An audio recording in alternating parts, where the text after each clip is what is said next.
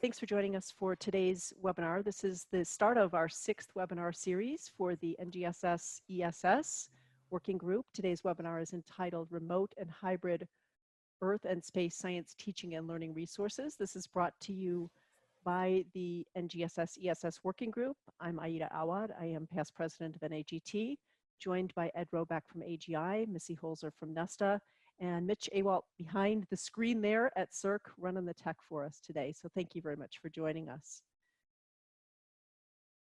Today we have 11 presenters. We're going to be going through this kind of rapid fire. They have 2 slides each, and they will have 4 minutes to present. There will be a bell sound with a 30-second warning, and if you hear 2 bells, that's not good. That means you're being cut off.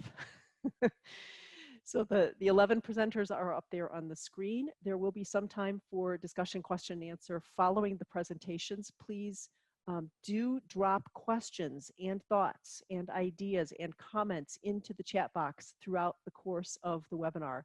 Missy Holzer will be managing all of those for us, and will bring those to us at the end of the presentations. And then at the end, you'll find the link to the post-webinar survey, which we would very much like for you to fill out. And you'll need to fill out if you'd like to get the certificate of completion. This webinar is part 1 of this mini-series. We will have part 2 of this mini-series, where we'll bring you another 10 to 12 resources. That will be on October 15th at 4 p.m. Eastern Time. Registration for that will come out next week, so please keep an eye on your inbox for that. And as I mentioned previously, our entire 5 series of webinars is now available on the AGI YouTube channel, and today's webinar will also be going up there very shortly. Again, please feel free to type any thoughts, ideas, questions, or comments into the chat box as we go through today's presentation.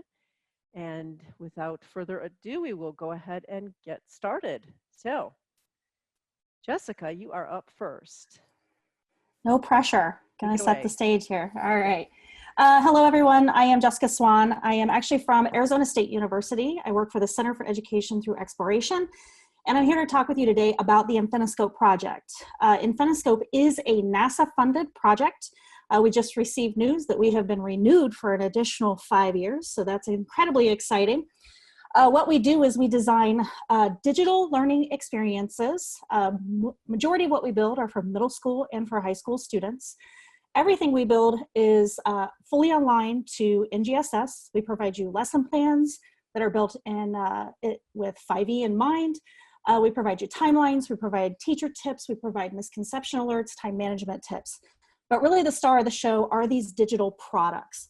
What we do is we try to identify student misconceptions and knowledge gaps, and we can utilize an intelligent tutoring system to push our students down alternative pathways. So we can actually provide an individualized experience for all of our students. Different types of lessons that you will find. Currently we have things related to moon phases and eclipses. You can search for things about extinctions, mass extinctions called Dino Doom.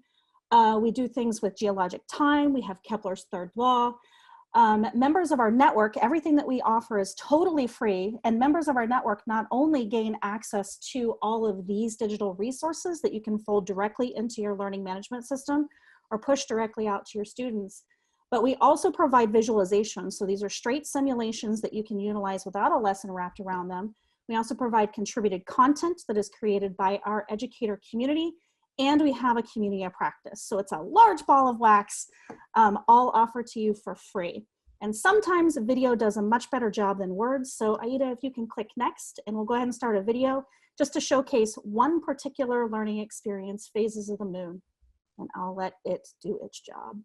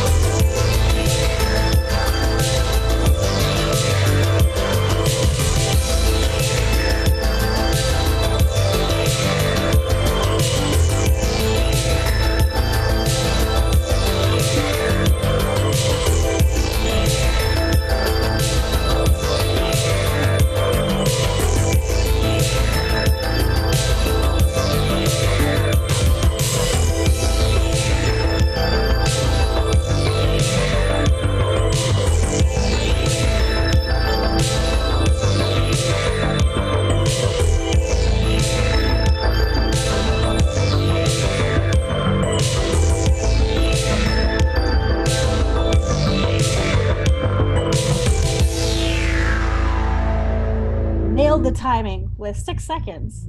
Connect with me in chat. I'll drop my email and I'll also drop the Infiniscope links into chat for you. Thanks so much. Thank you very much, Jessica. Jeff Campfire, you are up next. Take it away, Jeff. Hi, I'm Jeff Campfire of the American Geosciences Institute, and I'll be talking about some of the exciting educational resources available through the Earth Science Week program.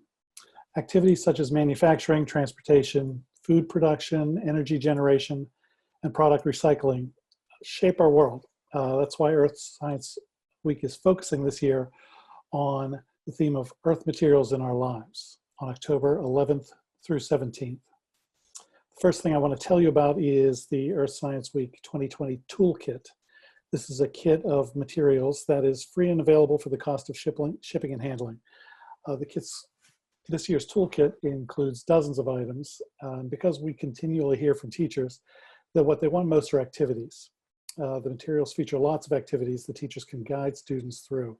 Most of the activities are geared to the grade levels where most public school students study earth science, roughly grades 5 through 10, but the materials really are relevant from kindergarten through higher ed. The Earth Science Week poster, for example, one of the items in there is an attractive wall poster that you can hang up in the classroom if you can. But beyond that, there's an activity on the back that guides students through research and discussion of the many ways that Earth materials shown on the poster are detected, collected, processed, turned into products, transported, distributed, used, and disposed of or recycled. Another item in the kit is the Earth Science Activity Calendar. It's a wall hang that features a variety of educational activities, one each month, throughout the academic year and beyond. The calendar provides a great way to explore Earth materials in our lives and additional Earth science topics all year long. I just want to emphasize that the Earth Science Week Toolkit contains over 30 items. There's a U.S. Geological Survey fact sheet or two. They cover the raw materials found in cell phones and Navy SEAL gear. There are National Science Foundation worksheets on the science of rocks and the water cycle.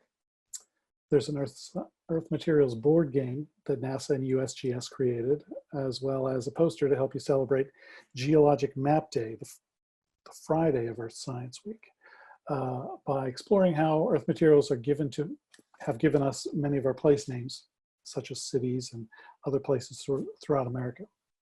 And there's lots more, of course. Perhaps even more useful to educators, especially in this time of pandemic though, is the Earth Science Week website, which offers resources and links amassed over the more than 20-year history of the program. For example, the Earth Science Week online toolkit provides a curated selection of materials from Earth Science Week toolkits past and present. The online toolkit offers many activities, posters, and calendars. The site allows users significantly to filter activities by Earth Science Week theme, disciplinary, core idea, even language. One of the great ways to explore the theme of Earth materials in our lives this year is the launch of Minerals Day on October 12th. AGI and the Mineralogical Society of America are teaming up to develop materials, organize research, and work with geoscience partners to promote public awareness and appreciation of mining, minerals, and mineralogy, including the many exciting uses, technologies, and careers associated with minerals. And science teachers and students are being invited to check out the Earth Materials Frontiers webinar series that AGI will present during Earth Science Week. Engaging presentations by experts and scholars will cover topics such as raw materials and new technologies, social responsibility, economic ramifications. For example, one speaker will provide a video with animations along with a talk on the emerging technology of mining in space. We'll post more details as we get to Earth Science Week. And that's just a little bit of what you'll find in Earth Science Week. Feel free to check out the website for more. Thanks. Thanks very much, Jeff. Ryan Hollister, you are up next. Ryan, take it away. Hi, so I'm Ryan Hollister. I'm a science coach at Turlock Unified School District in Central California, and I'd like to share something I made as part of the Science Friday Educator Collaborative the first year back in 2016 and 17. And this is called The Columns of the Giants. It's an immersive virtual field experience. And so what I tried to do was meld the technologies of the best of both worlds with high resolution photospheres. So imagine Street View in Google Maps, but on steroids, and meld that also with three-dimensional photogrammetric modeling. So what I've tried to do is give students a collaborative experience to study and discover a whole bunch of cool places within the Sierra Nevada to try to develop and tell the story of how this particular area came to be. So if you hit the next slide, please. Thank you. So one of the things I really wanted to do with this is make sure it wasn't a multiple choice click through type of idea. So as I focused on the science and engineering practices here, the students are originally dropped off in a photosphere like you're seeing rotating in the middle right there. And they're basically allowed to explore and create field sketches of things that they find interesting and intriguing. After that step, they are then guided down into another set of photospheres that are identical. So there's 6 different stops that they get to explore, but they get to the second set that has kind of instructor clues. So if you imagine yourself, if you were on a field trip as an instructor trying to guide students, what types of questions would you ask them, guiding questions to get them to focus their attention on certain things without telling them the answer. And so that's what you see in kind of the bottom middle box there with the pop-up. There's lots of questions that'll pop up that have students then consult a field guide that has every single piece of information that they'll need to answer all the questions. And it allows them to kind of banter back and forth and try to come up with some ideas that best fit their data. So students on this trip are asking questions and defining problems. They're analyzing and interpreting tons of data from these field guides and questions. They are engaging in argument from evidence because folks have different ways of interpreting what they're seeing. And so in their small groups, they are able to come up with some conclusions, which then leads to whole group discussions that I am now fixing so that it can be on like Jamboard or another interactive whiteboard through virtual digital learning here instead of in the classroom. And what they get to do there is then synthesize their data as a class and start ordering events of what they saw at the different sites to then create a timeline. And then from that timeline, they then create a final story of how the columns of the giants came to be here, which are a really kind of enigmatic rock formation in the Sierra Nevada. It's generally designed for like anywhere from middle school to high school, but I've used these photospheres in 2nd and 4th grade classes as well that have a little bit of a different approach. So there's tutorials and there's resource links down there on the pink highlight, or they'll be added to this webinar as well. And that's where you can find all the resources and materials you'll need to make this fun and exciting and successful. And the work is pretty amazing. So thank you. Great, I love how you called out those SCPs there for us, Ryan, and I hope none of those beautiful places are burning as we speak here. Thanks for your presentation. Mm-hmm. Matt Krabel, you're up next. Matt, take it away.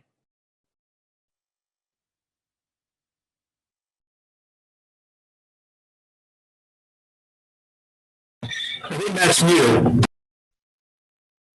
Matt, are you muted? I am muted. Thank you. Sorry. Thank you. Okay, there you are. My apologies. No problem. Seems like I wouldn't have done this before. My name is Matt Krabel. What you missed was me thanking all of you for inviting us to be a part of this. I am the Professional Learning Director at OpenSciEd. If you're not familiar with OpenSciEd, we build high quality instructional materials and professional learning. It's all free and publicly available. Has been evaluated by, was achieved, and now is Next Gen Science's Science Peer Review Panel, and highly rated at each unit at a time. We're committed to getting our units out and making them free and publicly available, and every unit has been highly rated. We have over 15,000 registered users on the website. We work with more than 265 field teachers to develop our work in 10 partner states, and a lot more teachers and students have been involved in actually using the materials. And we're super excited about that. And we have now 7 quality units that have been released. We are continuing on our timeline to have the full program, full middle school program, to be done by the beginning of 2022. So we're on that pathway. If you could hit the next slide. And we have, so this is the link there directly to our free and publicly available materials. So if you go to that link, you'll just see, you will have to set up an account. It's a free account, and we don't use your information for anything other than making sure that our funders know that we have people that are interested in our work. And we also use that to send out updates to folks. Put all those links in the chat so people can find them. The professional learning materials that support use of the materials are there. Just a little bit of a side thing to this space, but I know a lot of folks that are space science teachers also teach other content areas. We are also developing and releasing in September, so soon, units that are focused on COVID-19 and health equity that both look at the disease itself and also the way that that disease is manifest in our population. And then more specific to this space, we have a Staying Grounded When Teaching Remote series that pulls together resources. We co-constructed these with our field test teachers and field test professional learning providers to come up with all sorts of different ways that you can actually make sure that you're keeping the focus on what is really important in science learning, even though if you're in a remote or hybrid learning situation. And then additionally, since we partner with 2 states or 10 states, 2 of those states went together and decided we're going to make remote learning adaptations of all of these units. And so because they're OER, they can totally do that and grab them and use them. And so we have, we're starting to crank out remote learning adaptations of all of our units, and those are posted at that link there. So that's the quick version, and I'm going to yield the rest of my time to the next person. So thank you. Thank you very much, Matt. Appreciate that. Jen Wenner, you're up next to talk about Teach the Earth. Jen. Thanks. Thank you for inviting me. I'm Jen Wenner. I am the chair of NAGT's Teach the Earth website committee. I'm also first vice president of NAGT at the moment. And I'm going to tell you about Teach the Earth, which is the portal to earth science related activities and projects that are housed at what many people know as CERC. The activities tend to be dominated by items focused on undergraduate level, but there are also many K-12 type activities. And so from the portal, which you see a screenshot of here, you can see that there's K-12 is featured in Browse Key Resources. There's also a search box where you can search for activities that can be on any topic. And then below there's Explore Themes. And Aida, if you can just click once and it should bring up, yeah, there we go. The themes are based in a variety of things like course topics and so on.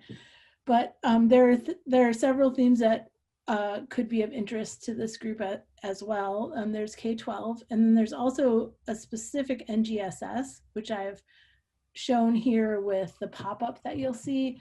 And you can find resources that are tagged with NGSS activities. So can you click the next slide, please? I'm just going to focus on a couple of topics or projects within Teach the Earth. Click one more time. Yeah, there we go. CLEAN is one of the projects that has next generation science standards tagged in it, and those you can browse or search. And this is focused on climate literacy and energy. So CLEAN stands for Climate Literacy Energy Awareness Network. 2 other projects that are tagged with NGSS are, click one more time, 2 more times maybe. GETSI, which is the geodesy tools for societal issues, and Integrate, which Ann Egger is going to talk about in a couple more slides. These 2 are projects that are focused on societal issues, and they are also tagged, and you can see in the top one with the earthquake, the NGSS logo is there. If you click on that and click one more time, Aida. that will bring up all of the alignments of the NGSS within that activity. So there are many activities in GETSI that have these, and you can see how they're aligned with those NGSS items. There are also many other high quality earth science education resources throughout Teach the Earth. And so we hope that Teach the Earth is the place where you would go to find anything geoscience education related. And I will yield my time, and I will put the link to Teach the Earth in the chat. Thank you. Thank you very much, Jen. Wendy, you are up. Wendy, take it away. Hi, thank you. Yes, my name is Wendy Abshire. I'm a meteorologist, an educator, and the director of the American Meteorological Society's education program. And we do offer opportunities both in remote and hybrid format, but we're focusing on offering teacher professional development, not specifically resources like some of the other presenters today. So our program exists to foster literacy in Earth system science, with a real emphasis on the use of real-time data, especially our partners like NOAA and NASA and their data sets. And we try to bring that to educators through participation in our courses. We offer teachers full semester-long courses in weather, ocean, and climate science called Data Stream. This fall semester, as crazy as it is in COVID life, it is also the 50th consecutive semester of the Data Stream program, which is a pretty amazing achievement set up by my forebears who started the programs. And we're pleased to continue to bring those to teachers and have teachers actually finding time to take these, even this crazy semester. So kudos to teachers everywhere for lots of reasons. We also offer two competitive summer courses in atmospheric and oceanic science. Those are called Project Atmosphere and Project Ocean. Teachers are selected nationwide on a competitive basis to participate in a hybrid 6-week summer course experience.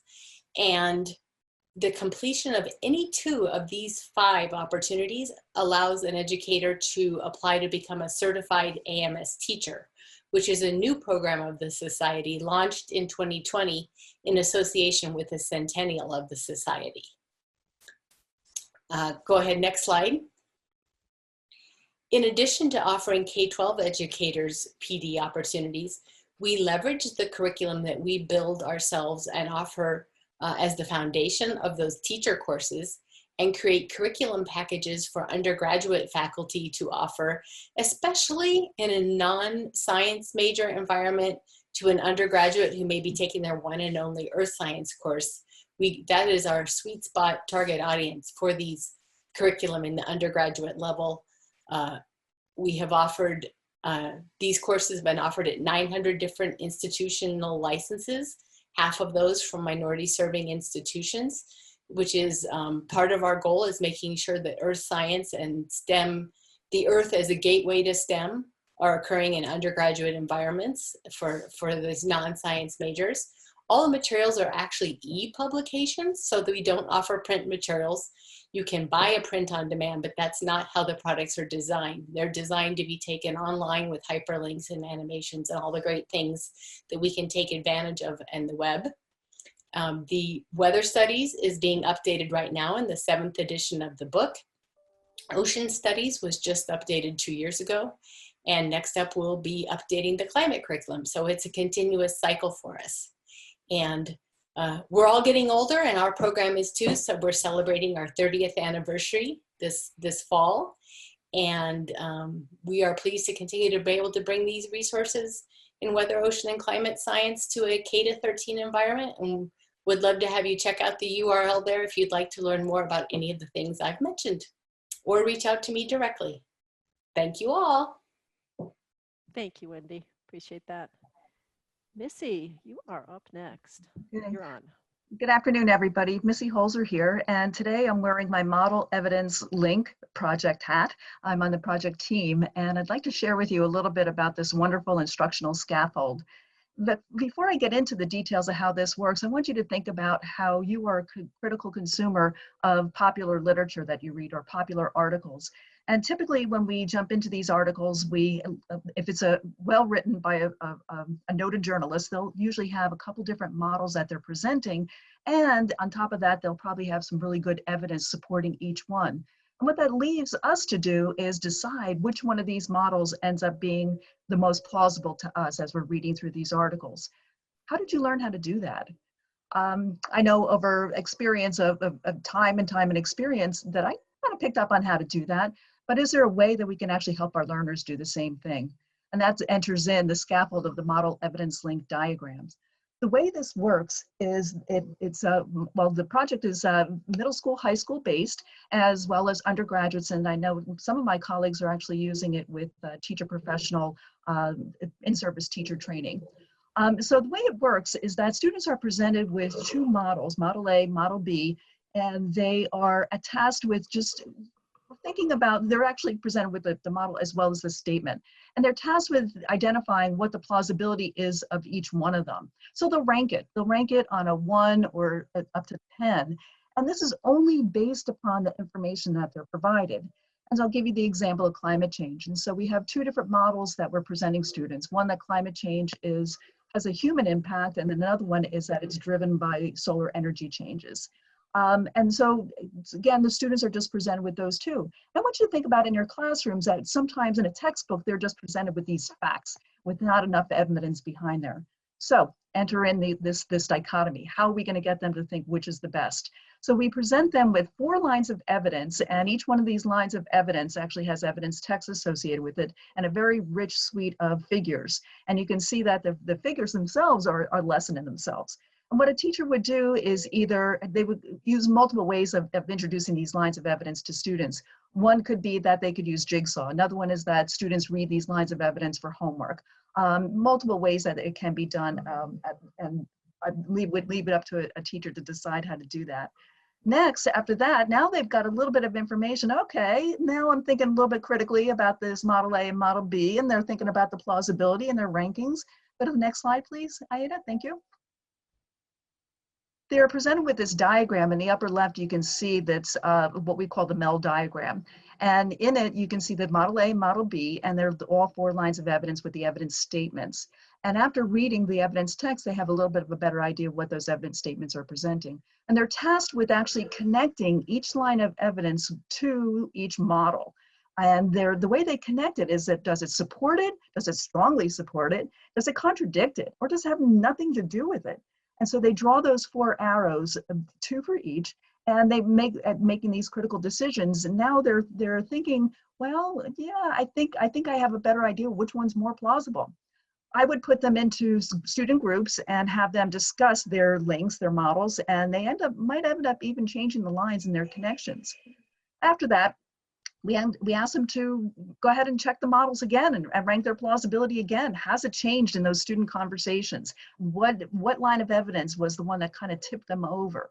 And so that's on the back of the sheet. What you're seeing in the right there is they go through the actual task of re-ranking. And what's very interesting for me is always looking at that change and where their thinking has actually changed, and it makes for a wonderful classroom discussion. We go through the explanation task. They're actually asked to identify line of evidence, how it connects with a model. And then finally, what I asked them is that last question there, was any one of your models ranked a 1 or a 10? And it's truly amazing that students realize that they need to have more evidence in order to rank a model at an extreme. Really fascinating discussion. So that's just one little bit of it gives you a little bit of an idea on how it actually works in a classroom. We have some pretty good charged topics here ready to go for all of you. The MELs, the model evidence link diagrams, the climate change, wetlands, origin of the moon, and fracking.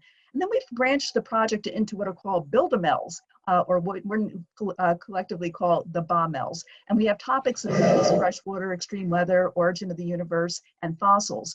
What's different about those is that the students are given 3 models and 8 lines of evidence, and they have student choice. They choose the models and they choose the lines of evidence to work with in order to come up with a plausibility ranking.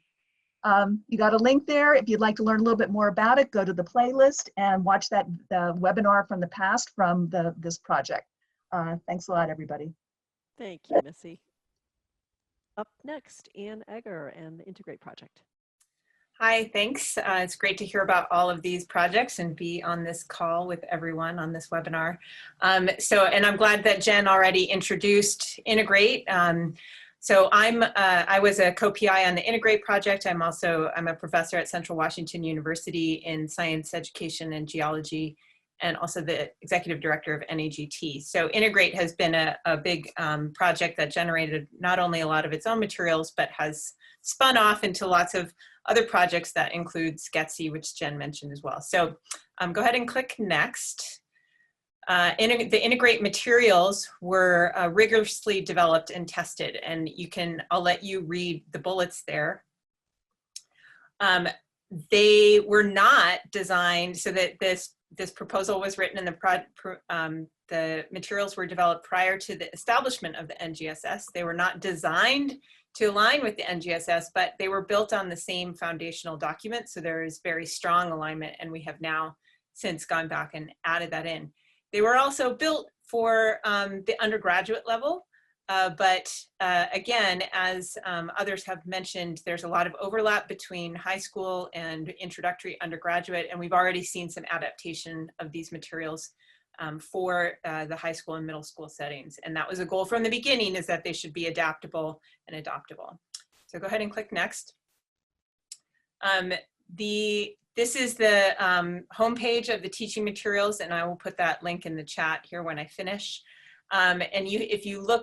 When you go to this page, you can click on that big Explore the Collection Now, and you'll see topics of lots of different modules.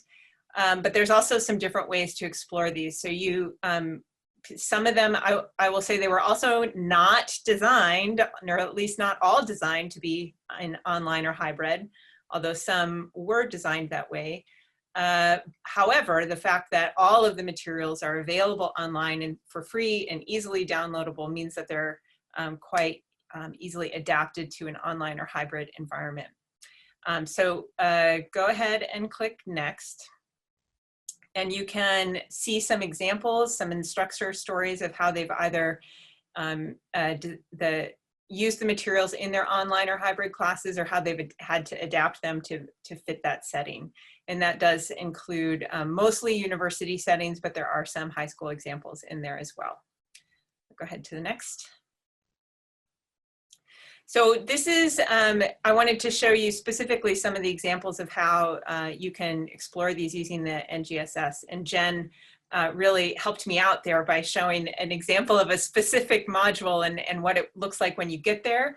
And we designed that so that people like you who are very familiar with the NGSS, you see that logo and immediately clue in on it, and people who aren't that familiar with it aren't even going to notice it, but you are, and so you're going to click on that and see those connections. But you can also start from the other end and search or browse through the materials by drilling down through those different tags. So this is just an example of where you would end up if you clicked through all of those the faceted search boxes on the right there to get to a performance expectation, a high school level performance expectation about constructing an explanation based on evidence for the availability of natural resources, et cetera, et cetera. So there's a couple examples of what you would get to through that process.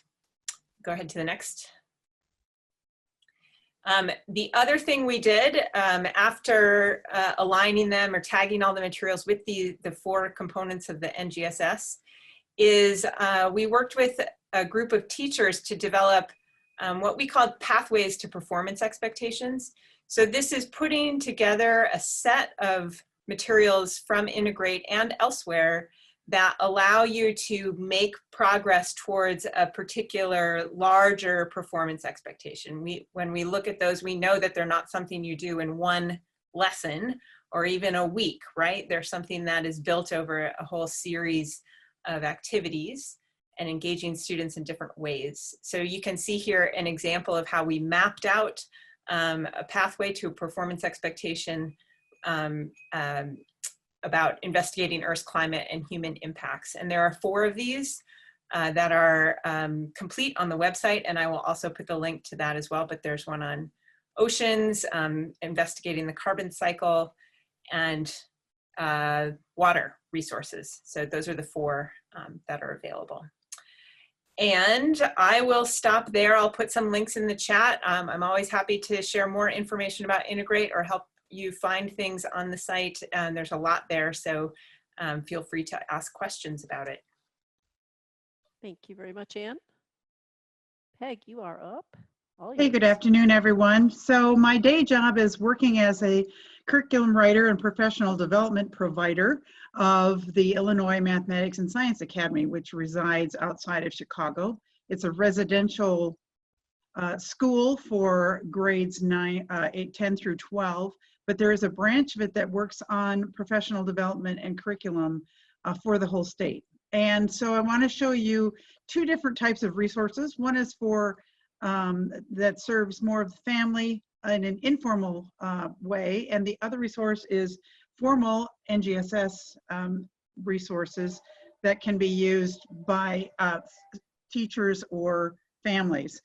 The first one here that's highlighted are snack boxes.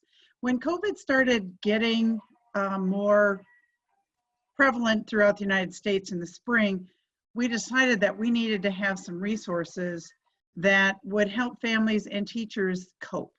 And so we designed 30 snack boxes.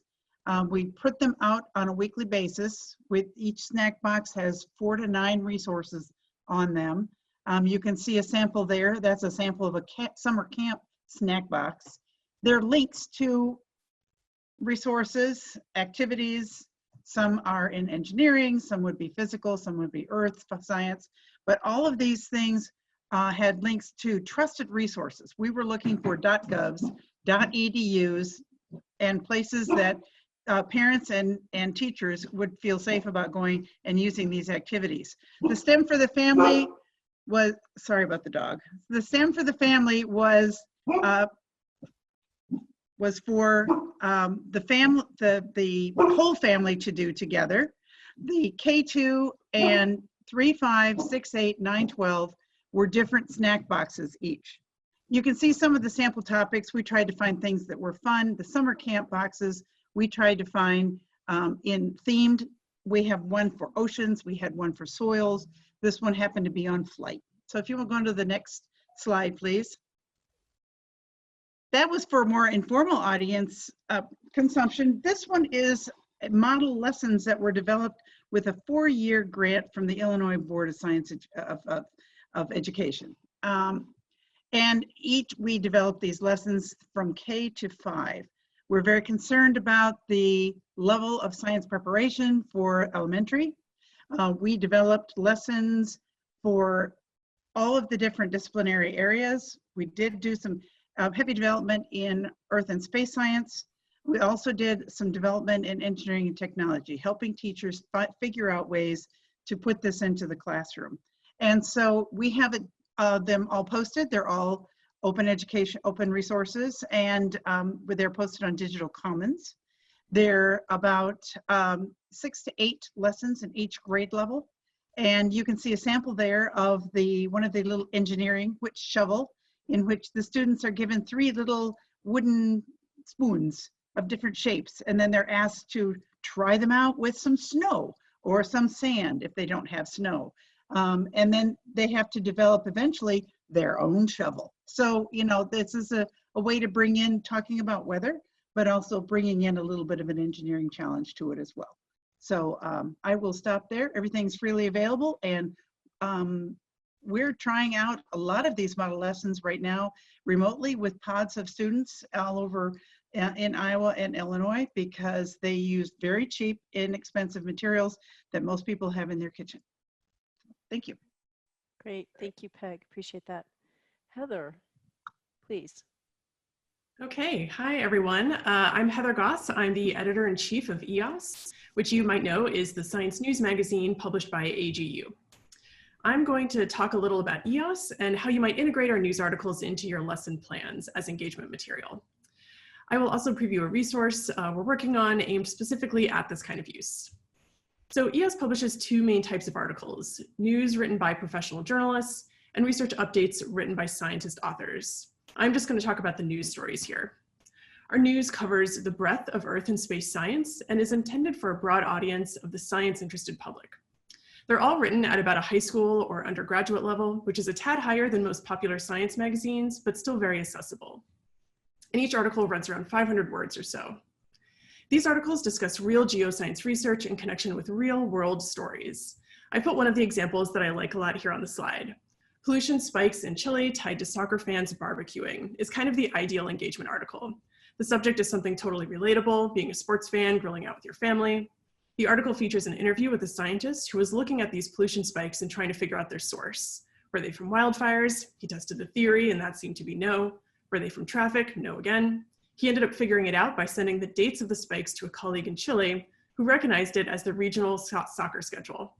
So here we have a single story that can lead to lessons on the scientific method, an atmospheric science lab, on how everyday actions affect the world around us, on geography by having students locate Santiago on a map, and even on convergent science and how important it is to work with people who have varied backgrounds and perspectives.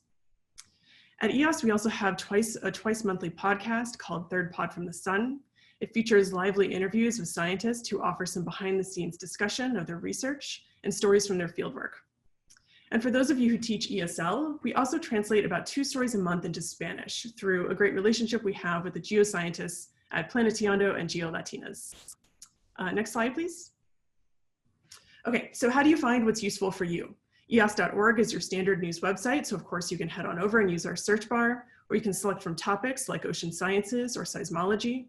You can also sign up for one of our newsletters. EOS Buzz is our most popular one, which is curated to feature our most interesting stories that week. But the EOS e-alert might actually be more useful for you.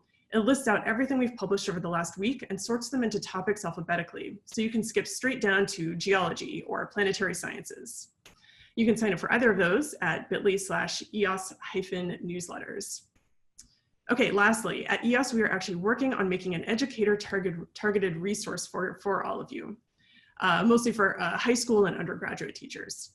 This is a project we're doing in coordination with AGU's education section. I'm sure plenty of you know Eric Riggs, who is working with us to develop this resource. We held a workshop at the Earth Educators Rendezvous this summer with a great group of teachers, and now we're working on a pilot program with the results of that discussion. Soon, we hope to have an advanced search option that will enable you to find articles by subject matter, reading level, and other lesson or lab engagement uses. And we'll be introducing some elements right into the articles, like maps that give students geographic context, links to more resources, including, very likely, many of the resources introduced earlier today. We hope to pilot that soon and have it be fully live by next summer. And if you'd like to be notified when that's available, you can sign up at bit.ly/EOS-education here on the slide. And that is it. Thank you, everybody. Thank you very much, Heather. And last but not least, Shelley Olds, please. Shelley. Hi, everyone. This is Shelley Olds from UNAVCO. And thank you for inviting me to present today. I wanted to talk to you about the educational resources that we have at UNAVCO, and also to point to, we have a Facebook page, Instagram, Twitter, and YouTube. And if I have time, I'll actually come back to that and talk a little bit more. But what is UNAVCO? UNAVCO is the geodetic facility operating on behalf of the National Science Foundation, and so that means all the resources that we develop are free of charge, and for the K-12 materials, they're aligned to NGSS. Go ahead to the next slide. That's where all the fun is. So we have many resources that we've developed over the last 15 years. Once the education group was put together, and we dive into plate tectonics and many other kinds of topics. We have a lot of educational resources that are modules and activities that you can do in the classroom.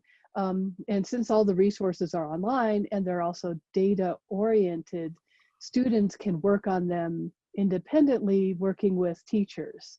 So we have students look at plate tectonic motions using GPS data. So this is real authentic data.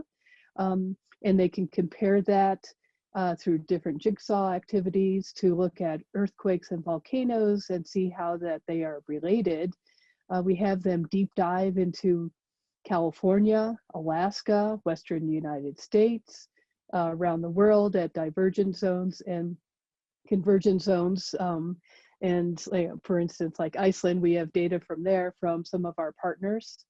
And then we have modules where students are looking at the data, different lines of evidence for looking at like Cascadia and what's going on there with subduction zone, or at Yellowstone where you've got a caldera, and looking at different lines of evidence there to see what areas are of higher hazard.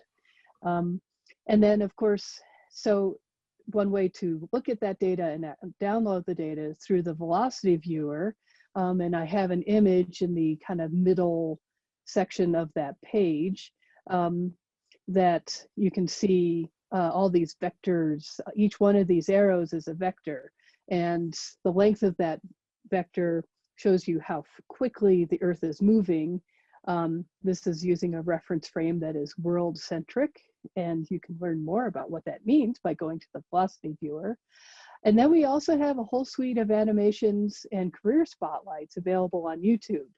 And some of the topics that students can explore are like, using GPS to measure droughts, and how you can look at how glaciers are changing over time, as well as exploring more about the plate tectonics. And then last but not least, hands-on demonstrations. And so in the top right corner, you can see students are using GAC to measure and explore glacial glacial motion. And as you take that, the glacial content off, how the ground rebounds. Could we quickly go back to the first slide, the previous slide? So now it makes sense that you actually can go to Instagram, and we have a lot of cool pictures there that posted from our field team, and as they're going around the world. And join us on Twitter and YouTube. Thanks so much. Thank you, Shelley. That was wonderful. Thanks for wrapping up our group of presenters today. I know that the chat's been kind of over here on my right side. I haven't been looking specifically at what's been going on there, but I know it's been a busy place. Missy, do you want to fill us in on what's been going on in the chat? Sure thing. There's just a few questions, and we'll go up to the front end of the webinar. The first one, well, first a general question I think everybody would like to know: will the slides be available with the quick clickable links? Because there are just so many good resources.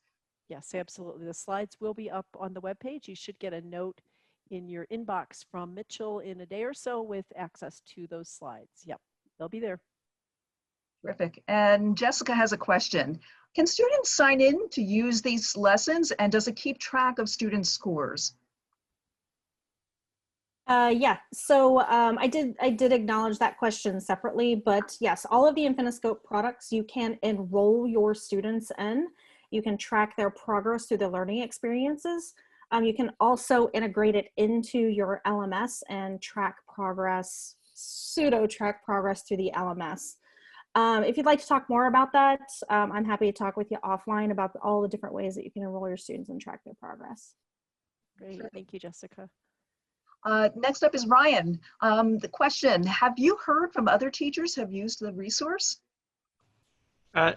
Yes, there's been a few local universities that have used it, and it's worked okay, but for the most part, it's been all of myself in my classes and with all of my students.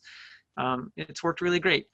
And I think there's a big need to expand these so you can bring place-based instruction to lots of regions in the United States. And I think this would be a good vehicle to do it. Terrific, thank you. For Matt, a question for you. How do you find people to do the development? I'm suspecting that that's the OpenSciED development of the modules, et cetera. Yeah, so we have partners with a development consortium. So with our middle school development, that included the team at Northwestern, so the team that folks may be familiar with that developed Next Gen Storylines, as well as BSCS, and then the field test group. We worked with the 10 partner states, and they connected us with teachers and districts to do that work. And we're getting ready to launch high school in development in January. So we'll be looking to expand that group as well. Perfect, thanks so much. Wendy, question for you. For the competitive program that you spoke of, what are you looking for in a teacher to make a good candidate? Oh, that's a great question. We ask a variety of questions, including your own background experience to date in weather, ocean, or climate science, what you hope to accomplish at your own school, what impact it's going to have. We want to see support from your direct supervisor, usually your principal or another leader at your school, showing that they plan to support you in implementing your new knowledge. Trying to think, there's a lot of aspects of the application. They're very competitive to get into. Sometimes people try 3 and 4 times before they're selected, but everyone says that they're really happy when they finally make it in. Trying to think, we do look for teachers that are potentially reaching those underrepresented in STEM as a consideration. And I guess one thing I could add is that just today I was working on revising our application process because through the Black Lives Matter movement, we've become aware of the reality of privilege accumulating in resumes over time. And we wanted to relook at how we were scoring our rubric for participation and realized that there were questions we had that definitely reflected that. And so we've turned a few questions around. Instead of saying, what have you already done? We've turned them around to be more like, what haven't you had the opportunity to do, and what impact would it had if you had that opportunity? Great, absolutely great. I have a question. And so the question for me is, how do you select the models? And so these pre-designed MELs, the scientists have actually reviewed the models that we've chosen. So for fracking, there's 2 models that are presented, and we as educators, on the team, we came up with the 2 models, but then everything has been passed over to scientists to review them, as well as the lines of evidence. So the materials have been vetted over and over and over again, and worthy of everybody's eyes. Okay. For Anne, a question for Integrate. Do any of the people who have adapted the materials made them available to you to post? Are they available to others who might want to use the adapted materials? That's a great question. So they can do a couple of different things, and it sort of depends on their own interest level. They can, there's a way on any activity in Teach the Earth, which includes Integrate and GETSI, as Jen already pointed out. There's a link at the top that allows you to add your modification or addition to that. So if someone has done that, it shows up on that page, and Jen will correct me if I'm wrong, but I think that's how it works. It shows up at the bottom of that page. There's also, you can join the conversation for different materials, and that's somewhere where people can post to a discussion group about any changes they've made. We have talked about how to update the materials and make those adaptations more widely available. But right now we're relying on individuals who do it to self-motivate to upload and add those materials, but they can. Terrific, thank you. Heather, we have a question for you. Are there examples from the EER workshop that teachers created showing how they'll use the articles in their classrooms? Oh, sure. Well, there are lots of examples, and we do actually plan to use those when we start kind of annotating some of these articles to hopefully offer suggestions that we've gleaned from all of you as to how teachers will use them in the classroom. For the Chile example, some folks talked about looking for examples in your own city that might give off pollution spikes, and kind of testing out those theories as a way to, kind of learn the scientific method, but actually learn some atmospheric science at the same time. That's the one off the top of my head. We hope to have a lot more of that when we launch the resource, so I'm probably shouldn't go into too much detail at the moment. You know, I think I'm going to piggyback with the MEL project with that. We have a transfer task that has students look at articles after they've done a number of those MELs or BOMELs. And the task is for students to actually go through those articles and find the evidence that the scientists are posing for these different models that they're presenting in the articles. So I would see that using the articles for EOS would be a perfect transfer task for the MEL project. Okay, and then we have a discussion question up here.